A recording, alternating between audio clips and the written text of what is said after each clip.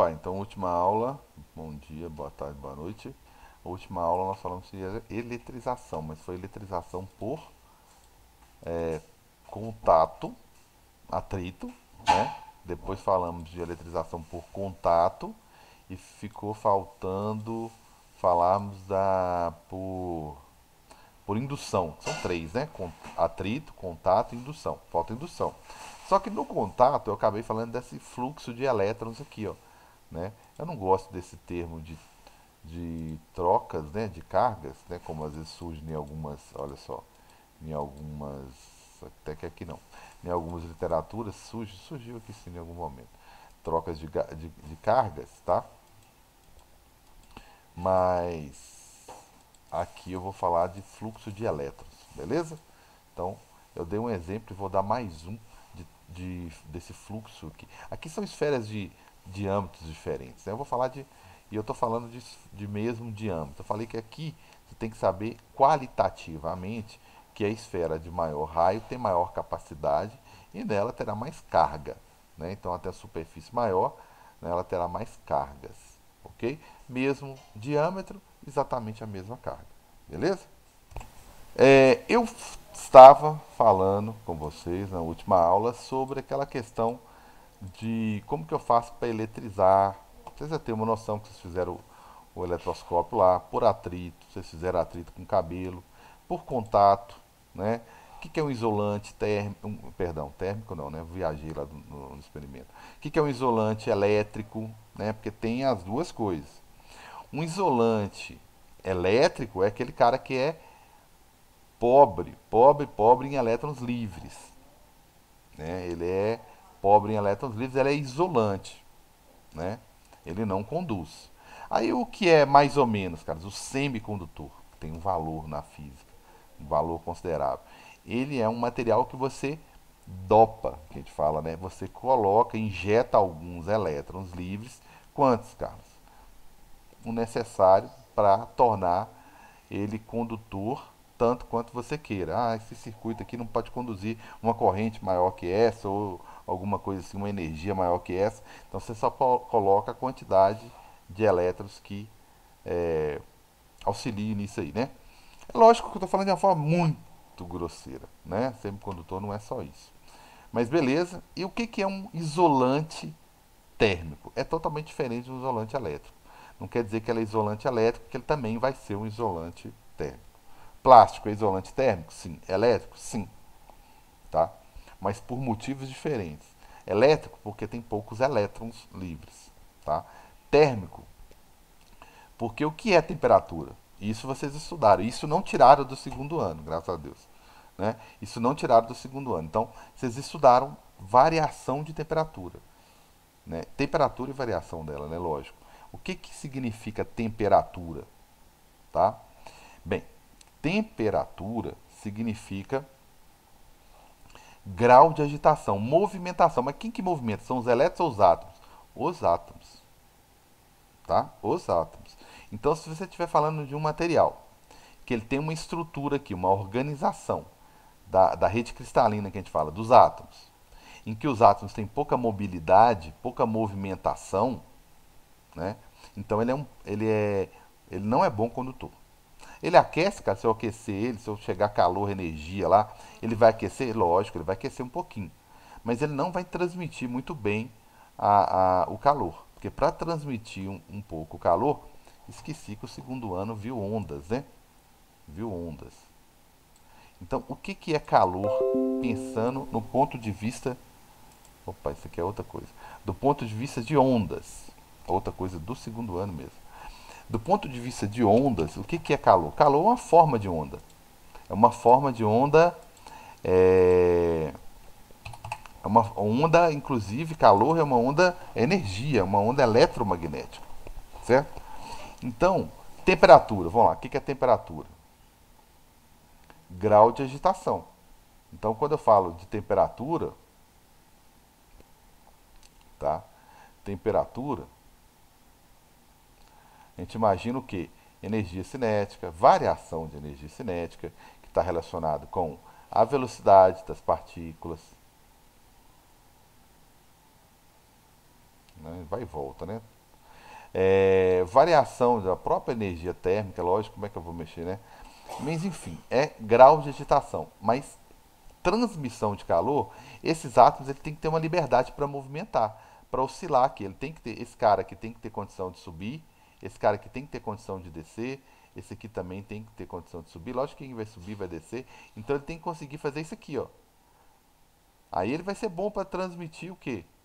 O calor. Imagina que isso aqui é uma onda de calor, digamos assim, né? Forçando a barra aqui, uma onda de calor, né? O infravermelho, é uma onda eletromagnética propagando aqui. Aquele átomo que não tem essa liberdade de movimentar, ele não vai favorecer a passagem dessa onda de energia. Então, essa falta de liberdade do átomo, quando o assunto é átomo, a gente está falando de isolante térmico. Agora, tem materiais que esses átomos têm muita liberdade de movimentação, então a onda consegue passar por ele aqui facilmente. Aí ele é bom condutor de calor. E quando eu estou falando de elétrons, eu estou falando de condução de eletricidade. Já vão evoluir, que é o objetivo desse conteúdo. Ele Ô, Carlos, fala, tipo amigão. assim, para conduzir eletricidade precisa necessariamente dos elétrons livres? Eu Ou preciso que pode ser às tenha. vezes que a substância já é carregada? Eu, como é que é? Perdão, perdi o finalzinho da pergunta aí. Como, ou pode ser só sem elétrons livres, mas com uma substância já que é carregada, sabe? Pois é, mas como que você carrega uma substância? Injetando nela elétrons livres, né? Então, se você pegar uma estrutura e colocar elétrons livres, ela vai passar a conduzir melhor a eletricidade, né? Ah, tá. O metal tem isso nele todo, né? Não é só na superfície, nele todo. Então, na verdade, de certa forma, a gente vai evoluir depois. Eu tenho que ter elétrons aqui, ó. Eu tenho que ter elétrons, tá certo? E esse negócio tem que ser mais ou menos, tem que ser bem distribuído, né? Tem que ser bem distribuído. Porque a energia elétrica é como se fosse também uma espécie de, deixa eu colocar de outra cor aqui, é uma espécie também de propagação de energia, ó, de uma ondazinha que está propagando aqui, ó. Então, para que ela propague, tem que ter elétrons. Eu vou chamar aqui de corrente elétrica. Eu vou chegar nisso ainda. Tem que ter corrente elétrica, tem que ter esses elétrons livres. Um aqui, outro lá, não sei na onde, não tem, quebra a conexão, né? Então não tem os elétrons para ficar. Os elétrons, tá? Os elétrons, eles são verdadeiros, eu gosto de chamá-los assim, é, portadores, portadores de energia elétrica, de energia elétrica.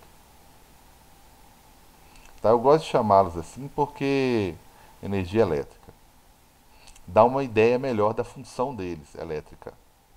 Dá uma ideia melhor da função deles. Então, são portadores de energia elétrica. Então, eu tenho que ter essa conexão entre eles, porque é como se um fosse passando para o outro mesmo, né? Literalmente. Como se um fosse passando energia para o outro.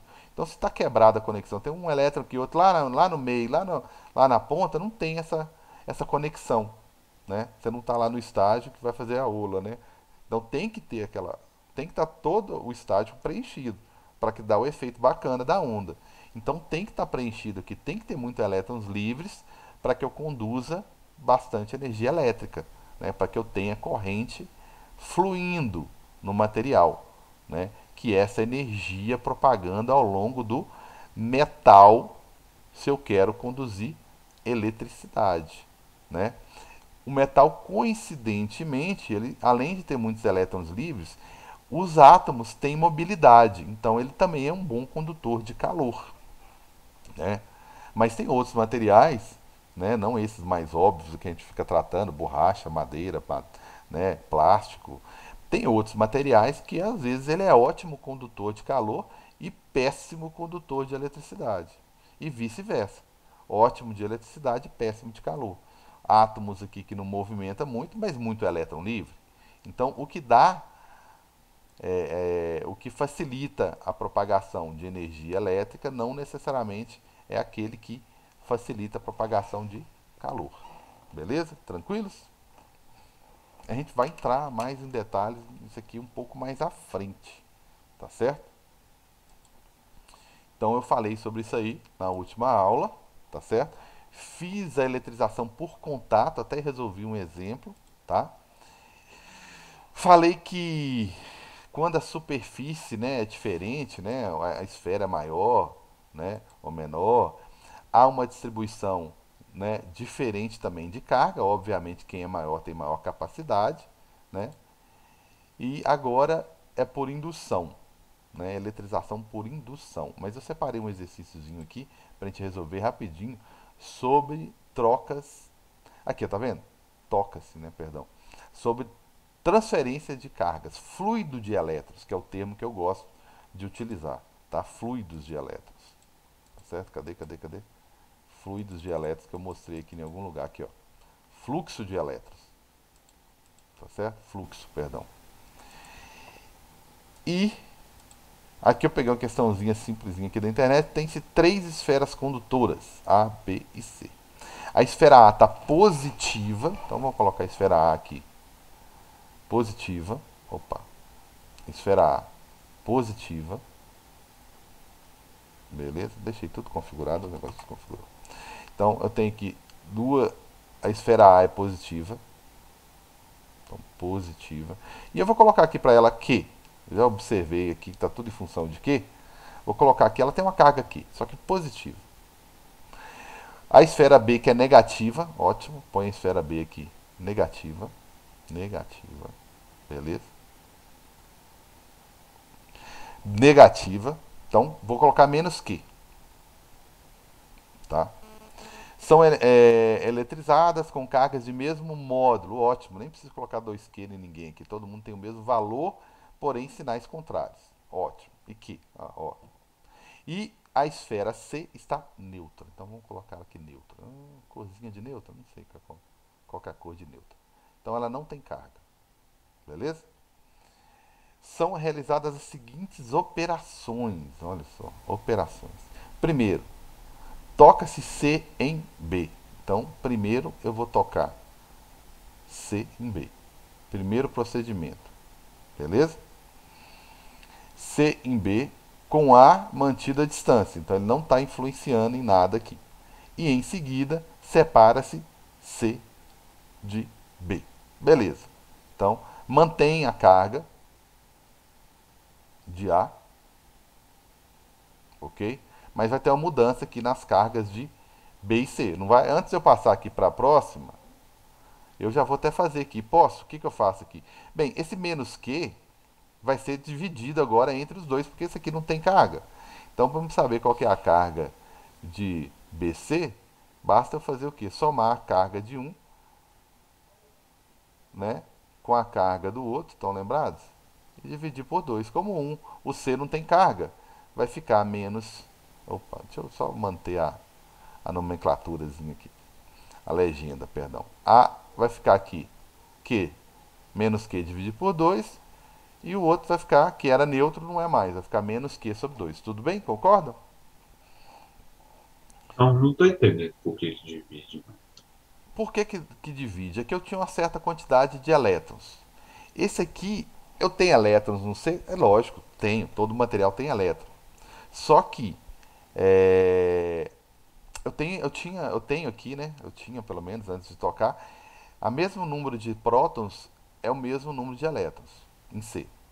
Eu tinha o Eu mesmo acho que eu número de. entendi, Carlos. É Oi? porque aqui é como se fosse esses elétrons que estão no B, só que aí você dividiu para o C e para o B. Assim, eu gosto de dar esses valores aqui, mas, por exemplo, digamos que eu colocasse aqui 4 elétrons, vou até colocar aqui, né, em off aqui, ó. Vamos supor que esse aqui está em excesso em 4 elétrons. Encontra com um cara que não está em excesso que não está nem em excesso e nem em falta, né? Aí, se você encostou os dois, o que eles vão fazer? Eles vão dividir. Agora vai ficar. Vão dividir o problema aqui. Eu estou faltando 2 elétrons, 4 elétrons, perdão. Agora eu vou ficar faltando 2 e você também fica faltando 2 aí, ó. Né? A gente equilibra, né? A gente equilibra. Então, na verdade, o que acontece é sempre isso. quando você encosta dois objetos, eles buscam um equilíbrio. Então, se um está com excesso, ele vai fazer com que ambos fiquem com excesso. Se um está com carência, ele vai fazer com que ambos fiquem com carência. Para não ficar carente demais, 4 elétrons, nós vamos dividir essa carência aí. Então eu fico um pouco carente você também. Beleza? Eu sei que ele não colocou esses números aí não, tá? Ele fez tudo em função de quê? Mas seria bom pensar assim. Melhorou aí, Arthur? Não melhorou, agora eu entendi. Beleza. 2. Toca-se C em A. Tá, então agora eu já vou fazer C com A. O segundo passo foi esse aqui, ó. C com A, tá? Com B mantida a distância, ótimo. B não influencia, em seguida separa-se os dois. Pois é, agora mudou, a conversa mudou, né? Ele pegou esses dois aqui, ó. Vamos pegar aqui, vamos calcular aqui no cantinho. Eu quero saber qual que é a carga final de A e C. Desse contato aqui. Eu pego a carga de A mais a carga de C e vou dividir entre eles. O carinha A está com a carga positiva, Q, mais o carinha C. O carinha C está com a carga negativa. Bom, não esquece, não, negativa. Ó. Mas não interessa, vou dividir por 2. Qual vai ser a carga final deles, então? Vai ficar Q menos Q sobre 2, né? E tudo isso, não esquece não, está dividido por 2 de novo. Beleza? Então, aqui eu tenho mais Q menos Q sobre 2, vai dar quanto? Q sobre 2, né? Tem 1 menos meio. E tudo isso está dividido por 2. Então agora vai ficar quanto? Passa multiplicando, multiplica o contrário, vai ficar Q dividido por 4. Positivo ou negativo? Bem, a maior carga era positiva, então ele continua positivo. Agora ele passa a ser. O A continua positivo e o C, que era negativo, que era neutro, que passou para ser negativo, agora ele vai ser positivo. Acompanharam aí? Vou usar o azulzinho aqui de positivo. Ô, Carlos, eu não tô entendendo. Tem como você fazer com o número, mesmo que seja inventado, mas eu acho que eu entendi melhor. Entende melhor, né? Tá. Mas se eu só anotar aqui então, esse aqui ficou com a carga com 1/4 da carga, e esse aqui ficou com a mesma carga, obviamente, e esse cara do meio ninguém mexeu com ele, deixou ele do jeito que ele estava. Bem, deixa eu ver se eu penso nos números melhores aqui. Isso aqui é como se eu tivesse feito o seguinte: é, digamos que esse aqui tivesse com 4 prótons, né? Então positivo, tá? É só meramente ilustrativo. Esse aqui tava com a mesma carga, só que com sinal contrário. Faz de conta que esse aqui está com 4. E esse aqui com 0. Primeira coisa que eu fiz foi juntar esses dois. Então eu peguei menos 4 com mais 0. Então cada um ficou com menos 2. Até aí tudo bem, né? Então eu fiz só uma. Um estava precisando de 4, né? Um estava precisando, desculpa a comparação. Um estava precisando de 4 reais, o outro estava precisando de nada. O mundo estava indiferente para ele. Eu falei assim, ó, entre eu ficar, você não ficar devendo nada, eu ficar devendo 4 reais, vamos dividir aí. Eu fico devendo 2 reais, você fica devendo 2 reais. Beleza, entrou no equilíbrio. Ótimo. Vamos lá então. O carinha A agora manteve, tá lá bonitinho. Carinha A ficou lá, vou até manter aqui, ó. Ficou lá com os 4 prótons dele lá. Ou seja, faltando 4 elétrons. Aí eu misturei ele com o outro lá, né? Peguei o A, misturei ele com o C. Então se eu pegar o A, que está com 4, e o outro que está devendo 2, o que acontece? Esses 4 reais que eu tenho paga a dívida do outro, ele fica zerado de dívida e eu ainda fico com 2 reais sobrando que eu ainda dou um para ele. Ó. Como é que eu sou generoso, né? Então se eu fizer A com B, hein? O último aqui que eu fiz aqui, ó, ficaria 4. Opa, 4 com mais menos 2, né? Só ficou feio ali. Com mais menos 2 dividido por 2. Então, o que vai acontecer? Vai sobrar aqui 2 dividido por 2. Nós vamos ficar com 1. Então, a carga final aqui seria, então, eu vou ficar com 1 realzinho sobrando, e esse aqui também vai ficar com um realzinho sobrando. Porque eu tinha 4, ele devia 2. Então paguei a dívida e ainda dividi o que sobrou. Certinho? Melhorou aí? Melhorou, galera? Galera? Melhorou, Carlos. Melhorou, né? Então, agora compara. Compara o que aconteceu. O A tinha 4.